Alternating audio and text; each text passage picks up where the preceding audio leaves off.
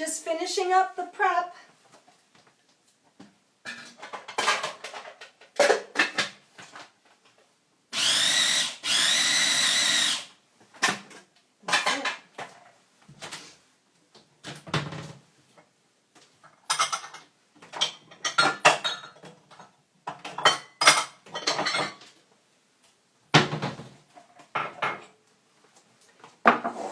Hello. Hi, everybody. Welcome. Today's demo is arugula. So I just put together a lovely apricot filling and we'll talk about it in just a second. It is 12 noon on the West Coast and welcome to the Dough Doctor. Today we have some great questions and we're going to do a great demo on a wonderful cookie that actually wants to be a pastry. It's kind of like that elf who wants to be a dentist. That's what arugula is like. All right, so now I can focus on you and we can get started. Waving to everybody as best I can.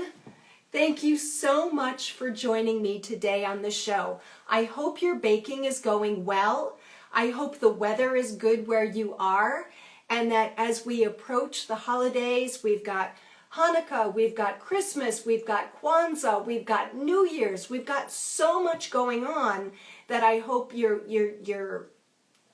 just dream of nothing but flour, sugar, butter, and sugar plums. So, all right, let's get started. First, we'll start with the questions, and if you have questions, just put them in the comments below. We had a really nice showing of questions this week throughout the week, and I'm so grateful. But you may have questions you've been carrying around in your head, and I want you to go ahead and drop them in, or comments, or if you just want to tell us what you're baking. All right, so let's get started. Grab my notebook. All right. So we had a question, we had a call back to last week.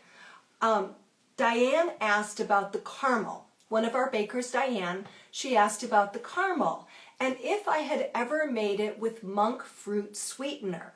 And while I am teaching a health and wellness baking class for Escoffier right now, I have not taken a deep dive into monk fruit sweetener, but I feel now that I should.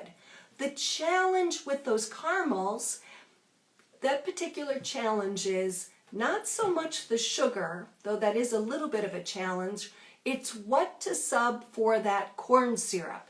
And remember, we talked about it last week, when we make candy and we use corn syrup or glucose in the mix, that ingredient acts as literally the doctor, like me, the dough doctor, the candy doctor, and it inhibits the sugar from crystallization. If we go into natural fruit liquid sweeteners, they have natural impurities. They're not as refined. Corn syrup is highly refined. Glucose is sometimes refined from potatoes, and you're like, well, there's no hint of a potato ever being there. And the same with corn syrup as well, highly refined. Lots of processing going on. Again, not a bad thing in candy making. If it weren't for glucose in corn syrup, we would not have the array of candy choices that we have because the product would crystallize and it would not be shelf stable. Okay, I digress. So, what my answer to that is, I need to experiment. And right off the bat, the closest liquid sweetener to corn syrup, natural liquid sweetener to corn syrup is agave. And sometimes it's called nature's corn syrup. Not that corn isn't natural, but you guys know what I mean. More in that realm of more holistic, natural baking. So I need to do some tests. But I will, and that would be a great thing to explore in the new year. Maybe for Valentine's Day, we could have a little bit more healthy confection options to make into gifts for our loved ones and our special Valentines. So thank you so much for that question. Now the next question came from Sherry, and I'm going to grab my phone just to make sure I have everybody's questions. Got my Instagram right here. Okay, so Sherry, our baker Sherry, asked about blooming gelatin. So hold on, I'm going into the cupboard and I'm pulling out the powdered gelatin. So Sherry, if you're watching, this is what you have, but specifically bakers, Sherry asked about the packages, and I learned something so interesting. The weight of a package of gelatin is 7 grams. The weight of a package of dry yeast is 7 grams. I wonder if there's some rule out there where if you're going to package like that, you have to, the weight must be 7 grams. I would not be surprised. Now I buy it by the larger container because I use it fairly often in testing. So Sherry's question was, and I have it here verbatim to read it to you guys, and her question was, how do you make gelatin mass? I'm not sure about the amount of water.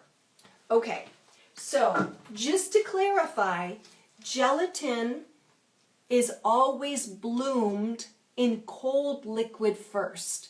That allows it to hydrate and for the molecules to swell, all right?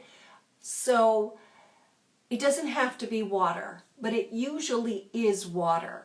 And the weight of the liquid is 5 times the weight of the gelatin. So if it's 7 grams of gelatin per package, then it's 35 grams of water to bloom it. And if memory serves me correctly, and I hope it does, blooming gelatin, it's called blooming because it's named after the scientist who figured all of this great stuff out with gelatin. So 35 grams, so if the recipe calls for 1 teaspoon of gelatin, you're going to do 5 teaspoons of cold water or cold liquid.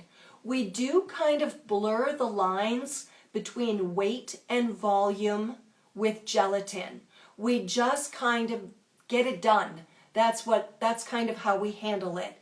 It would be more precise, more consistent, and more accurate if we always worked in grams, but not every recipe that we want to use is written like that. So that's how it works. You always want to do liquid in the bowl first and the gelatin on top. Let me show you.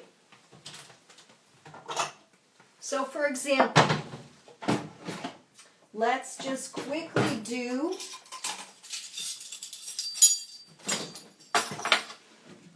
it has to be cold. This is my baking cold water, and I'm going to do 5 tablespoons of the water, and I'll get this out of the way so you can see. Some recipes tell you to put the gelatin first, but it's going to clump and it's going to make a mess. That was 5. And now we're going to sprinkle on a tablespoon of gelatin. Okay? And I'm going to show you how to do this because there isn't a ton of information about this. So 3 teaspoons equals a tablespoon. You guys can see this. I'm going to sprinkle it on top slowly, and I'm going to let it drop down. You can stir it. That's okay. But I'm trying to avoid super clumping. That's a new thing. Super clumping. We're going to try to avoid that. So 2 more. And you want it to sit for 5 to 7 minutes until it has the consistency of applesauce. And then you're good to go. The only other thing you have to remember, we bloom gelatin in cold liquid and we dissolve it in warm liquid. Or, or if I needed to add this to something, I could put it in the microwave or over a double boiler until it melted. Then it could be added to, for example, it's often an ingredient in fondant, but there are no other ingredients that get heated up. So you have to melt the gelatin before you add it to the fondant. And those of you who make your own fondant, you're like, oh yeah, chef, yeah, I know, I got to do that. So I just want you guys to see, I just make sure all the gelatin is submerged and it looks just like applesauce. And that's basically all you have to do. 3 key things. 5 times its weight in cold liquid. Make sure it's fully dissolved. Let it sit for 5 to 7 minutes and then dissolve it into hot liquid, or if there's no liquid in the recipe, melt it and use it. That's it. That's your lesson on gelatin for today. All right, let's see. Any questions? Oh, great, Anne, I'm so glad. Oh, and Pistol Packing Mama Bakers, she just pulled her Christmas dinner rolls out of the oven and she says the house smells wonderful. So please let us know. And AC is logging in from Fraser, Colorado. So it's great to see you guys. Well, now let's get started with demo. Flaky, buttery, fabulous rugula. I have some already made because, we need magic of TV. We don't have all day. These are the minis that I made. So I'll tell you what I've got going. I'm going to show you how to make the dough. We're going to do a quick lamination on this dough. And then I have dough already made and we will roll them out and I'll show you how to shape them. Now, rugula are not always laminated.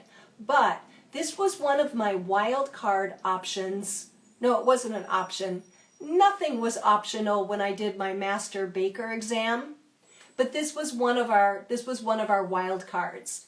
And the chef did a very quick demo because of all those esteemed chef testing, not everyone was familiar with rugula. I thanked God that I was. And lo and behold, she laminated it. And I was like, Eureka! That's the ticket. You don't see this in a lot of recipes out there. I looked a ton online. I wanted to see what are other people saying about rugula. So what you get, look at the amazing flake. Can you see that? It looks like a baby croissant.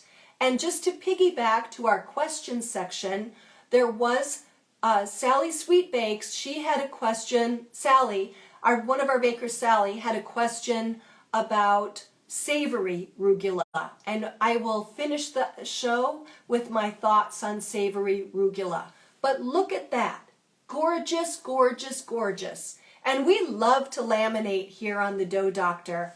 And so I can't wait to show you this. It's going to be rough like the pie crust, not super formal, but still we lock in those layers. All right. Let's get started. You have 2 options you actually have 3 options to make a rugula dough. You could make it by hand in a bowl with a wooden spoon. That would take a lot of elbow grease and it would be quite a workout. Or you can use a noisy mixer fitted with the paddle attachment, or you can use a food processor. And the method is going to be pretty much the same. So whatever you have. I decided to use the mixer because we've been discussing food processors because I'm always thinking about food processors. I don't know why. I'm a little bit obsessed. But I think most of you are working with a mixer, so let's use our mixer. So the thing with rugula, we don't even need a recipe.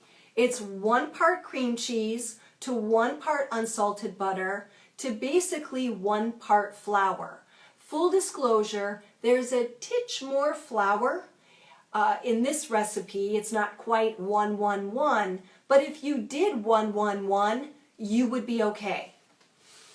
All right, I digress. Now, the thing about this recipe, when it drops on the website, you are going to see a small amount of baking powder in the mix. Most arugula recipes do not have this. I also added a little sugar just for caramelization. The fillings are sweet, but this just helps in the crust caramelizing. It's not even enough to really add any flavor, okay? So you can leave it out, you can leave the baking powder out, but the baking powder, a little baking powder in a dough like this just helps with that extra bit, plus our laminating, just that little bit of lift. We get a little bit of carbon dioxide action, whew, you know, and we're all about our layers here. Okay, so the first thing we're going to do, I have the flour, baking powder, and a little bit of salt in sifted already, and I went ahead and sifted. We've talked about when to sift, when not to sift. I don't know, I'm feeling the sifting lately.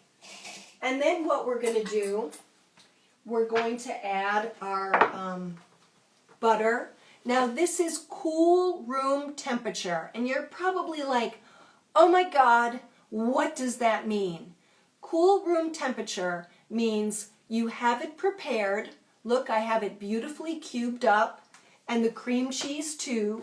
Whoops, I almost dumped that on the floor. Beautifully cubed up, and you keep it in the refrigerator until 10 minutes before you're going to use it.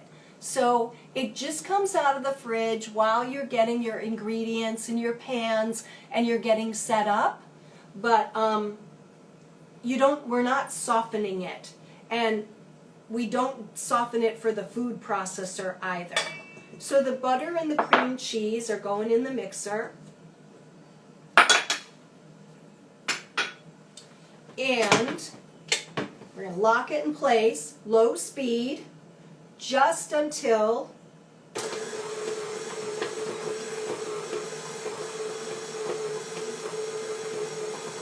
it begins to come together. It's going to look a little bit like crumb topping. That's how it's going to look. And it definitely looks like that in the food processor. So we don't want it to get into a cohesive mass quite. We want to be almost there. Now you are going to need a bowl scraper, is very, very helpful, or a spatula.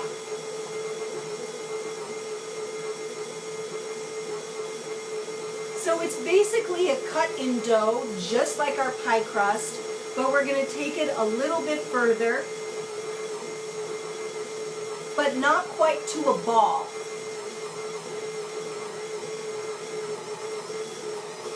You hear the mixer whine? You guys heard that, right? I hope you're listening to your mixers now, because they really tell you a lot. And that little bit of a whine, and let me show you what the bowl looks like. That's a great indicator that we're close. That kind of that. Now, if you're in a long mix and you hear that, that could mean that you need to go up a half speed, and that noise will stop.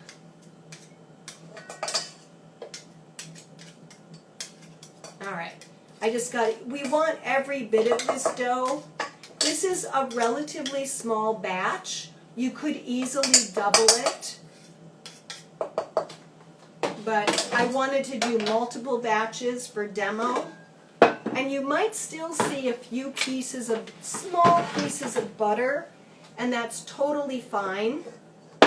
It doesn't have to be fully mixed in.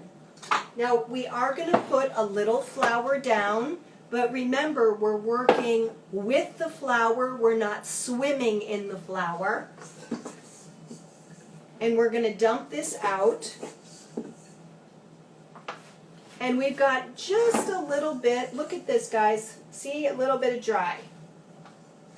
So what I'm going to do, so that I don't knock anything over, which I'm so good at, you'd be surprised what hits the floor during the show.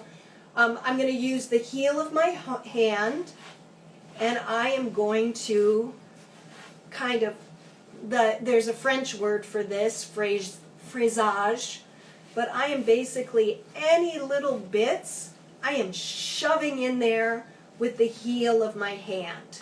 And now my work surface is clean, and I want to show you the dough. Look at that dough. It's pretty sexy. It's pretty good. All right, so now what we're going to do, we are going to just roll it out kind of rough. I've got my flour right here. Nothing fancy, nothing super precise like I put you guys through sometimes.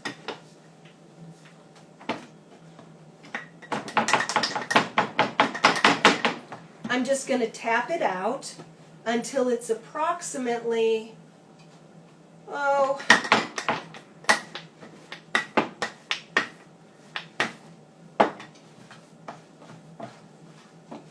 5 by 12. Now, when I took my exam and we had that extremely short demo by the amazing Chef Leanne, this woman's an amazing baker, she used the dough sheeter. But we're just going to use our rolling pins. So look at this. It's pretty rough. Like, it's not perfect. It doesn't look like croissant dough, and it doesn't have to.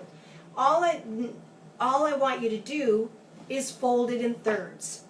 Then I want you to give it a quarter turn, and we're going to roll it out one more time. So this just gets two what we would call trifolds. And if you're like, oh, I don't want to fold any more dough, you don't have to. This is just gilding the lily a little bit, and to build in those layers like I showed you with those cute little mini rugula. Okay? Again, showing you the dough. Not perfect. I'm not going to sweat it. I don't want it perfect because I want these little patches to create steam in once we form and bake the cookies. Fold it one more time, and then what I want you to do is I want you to take it, wrap it up, and chill it for an hour. Little package of dough in a piece of plastic wrap, or if you've switched over to your beeswax wraps, that's great. So much better for the environment. Or shove it into a Ziploc bag and chill it for an hour. You can also freeze it for 2 weeks.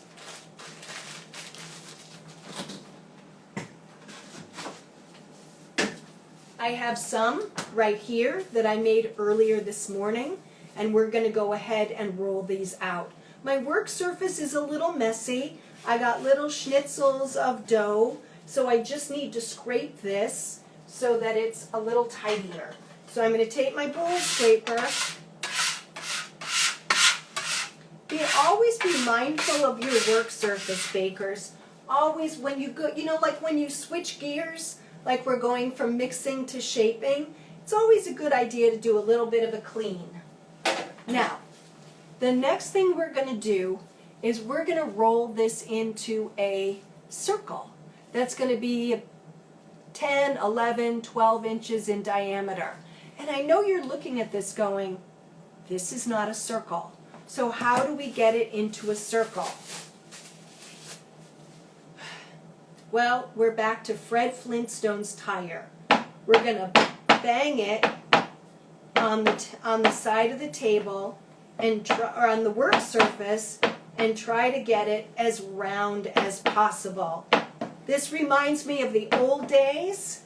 I think Chef Santos is in the audience, when we used to pound pot sucré at the culinary school and we would make tarts.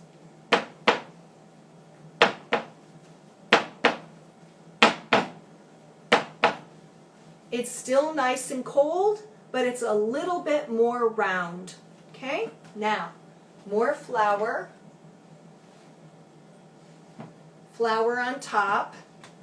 And I'm just going to tap it out till it's about a 1/2 inch thick, and then I'm going to roll. Now I'm a tapper, and I've come under fire for this because there's been the worry that I was going to shatter butter layers. But bakers, let me explain why I tap. I tap initially for my croissants, my pie doughs, now rugula, so that I'm not activating the gluten, because I don't want my rugula to shrink in the oven. Because whenever we activate gluten and get it tight, it's gonna spring back eventually. And it usually happens in the oven.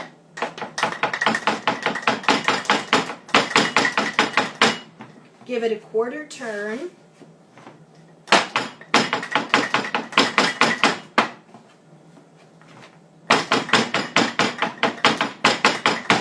And you can see my butter is still really, really pretty. It hasn't fractured or freaked out. It's fine.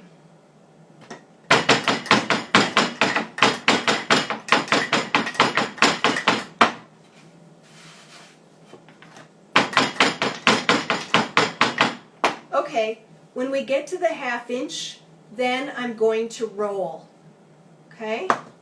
And again, I have look at this from that rectangle. I'm really happy with this. Now, bakers, while I'm rolling this out, I'll tell you what I have. The finished rugula I showed you, they were walnut and cinnamon sugar. I have a chocolate filling made. I have apricot filling made. I want you guys to tell me which one you want me to demo. Do you want to see the chocolate, or do you want to see the apricot?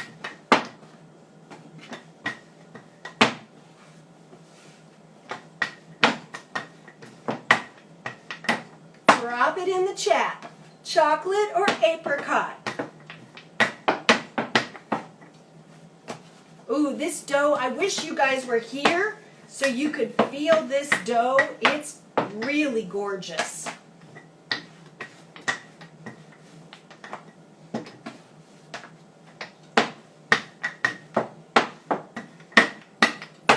Let's see. I'm not seeing. Am I seeing chocolate?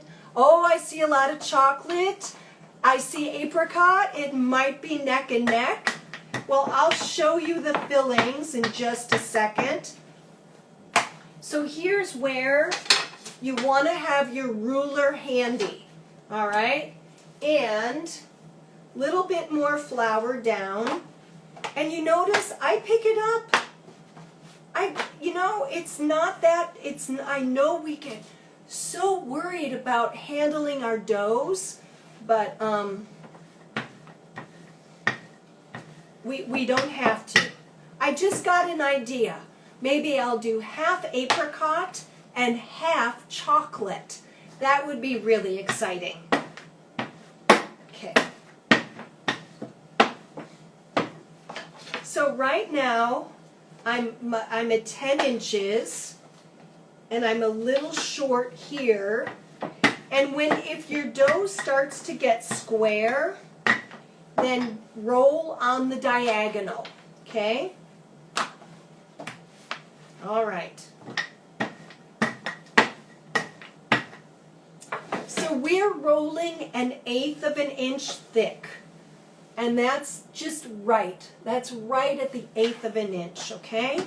Now, you might have, I know I had mine out. If you have pastry rulers, you probably have 1/8 of an inch sticks, and because they come in a set, you would use those as a guide. But if I don't have those, and I've clearly put them somewhere or put them away, you can roll 1/4 of an inch using your yardsticks, then take them away, and then just roll a little bit more. Now, I'm not a big fan of this jagged edge. See the jagged edge? So I am going to take my pizza cutter and I'm going to trim that. All right? And I'm satisfied with this round. I think it's good. All right, so now here it is. The benefits of a small kitchen, everything's on top of me, so that's good. I'm just going to just trim the sort of torn edge here. Okay. All right.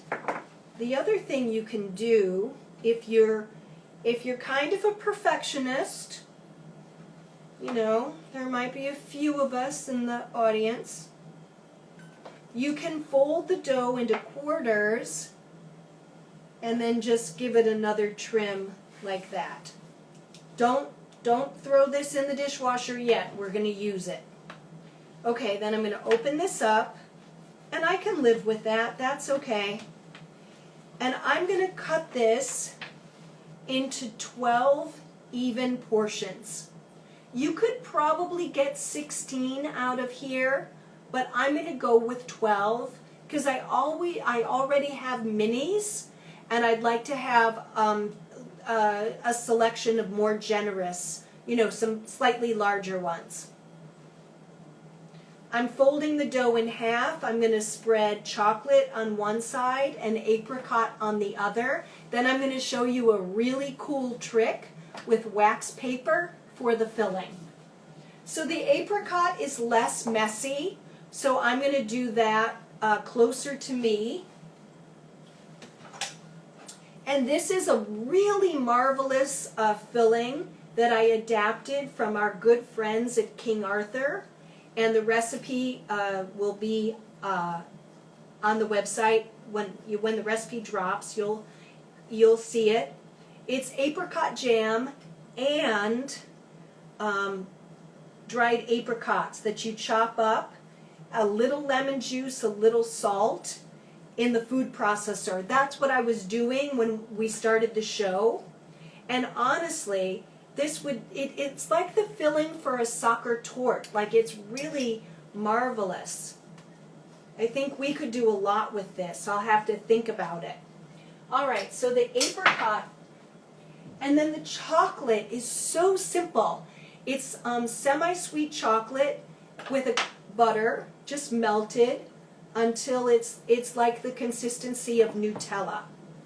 So I'm going to go ahead, and like I said, if it's facing away from me, there's less of a chance of me getting it on my jacket, which is always a bonus.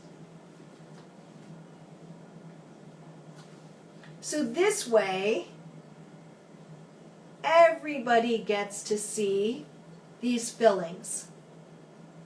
Now, the nice thing about rugula, when we think about rugula, we have so many options. And when Sally asked me about the savory rugula, my mind just started spinning. You know, there's so much we can do. But still in the sweet vein, you could just grab jam and use that.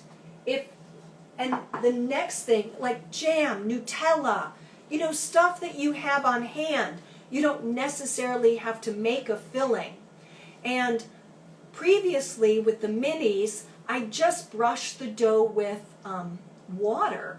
And then I sprinkled in, this is cinnamon, this is sugar, and this is walnuts ground up. Now, rugula are always nice, the filling, if it has just a little texture. So I'm going to go ahead and I'm going to sprinkle this on top of these two fillings. And then I'm going to show you this very cool trick that's going to star wax paper. We love wax paper. The only thing wax paper cannot do is we cannot bake with it. Okay, so I have that already cut. Here it is, our wax paper. You're going to lay the wax, you could use parchment. You're going to lay the wax paper down and you're going to roll the little crunch into the fillings. Look at that. Isn't that cool? And then it peels away. Now what we're going to do might seem like a little scary. We're going to start cutting. And the first thing we're going to do, we're going to take it easy. I'm going to actually get, of course I have chocolate on my fingers. Let me get that off. We're going to take our pizza wheel. Let me make sure I'm squared so you guys can see. And we're going to go in half. Now because of the chocolate, we might have to wipe the pizza wheel, or we might not just care. So I went in half this way. Now I'm going in half this way. Cutting right through the chocolate and the apricot. Now what I'm going to do, I'm going to cut each quadrant into thirds. So how do we do this? Well, the way we do it is we've got 4, and now each 4 is going to go into 3. We cut the single first. So you're going to have to, you could take a tape measure or your ruler and you could measure it, or you cut your single and then you've got this half and then you cut your half. Okay? So now I'm going to do this on this side.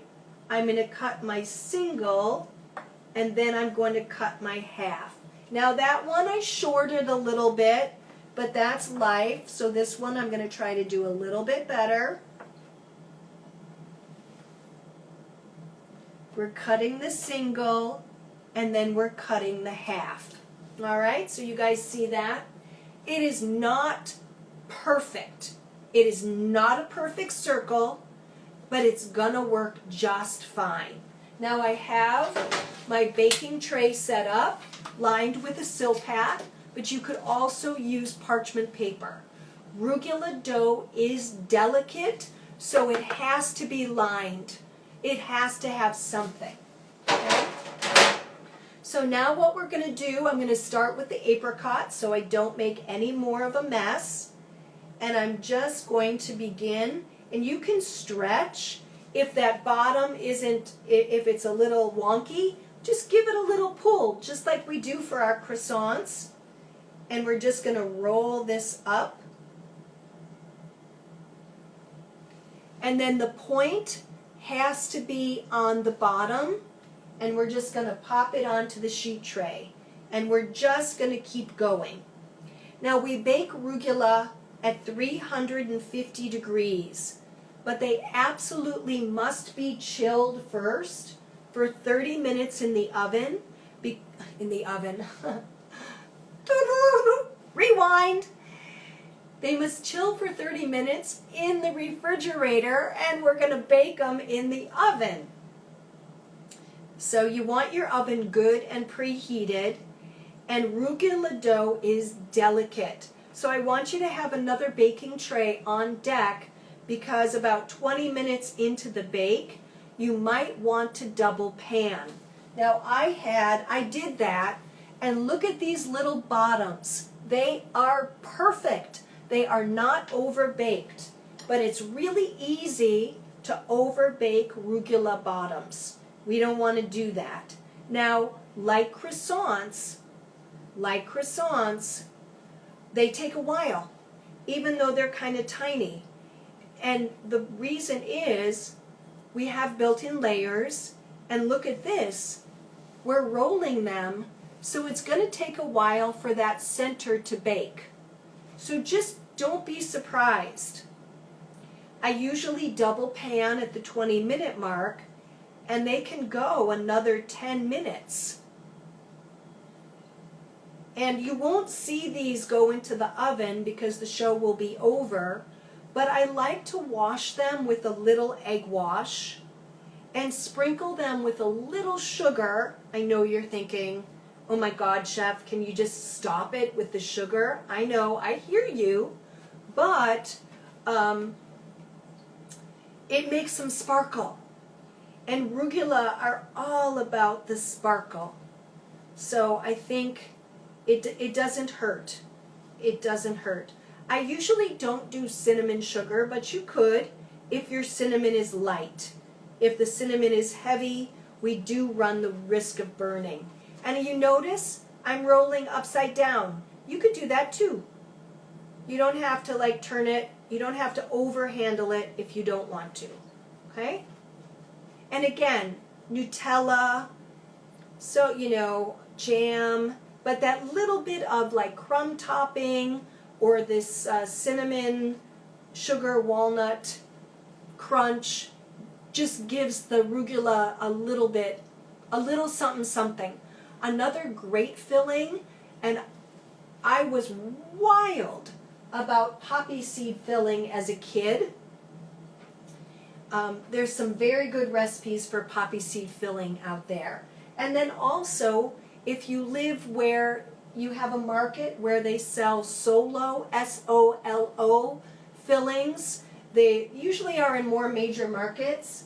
That's a great brand for fillings.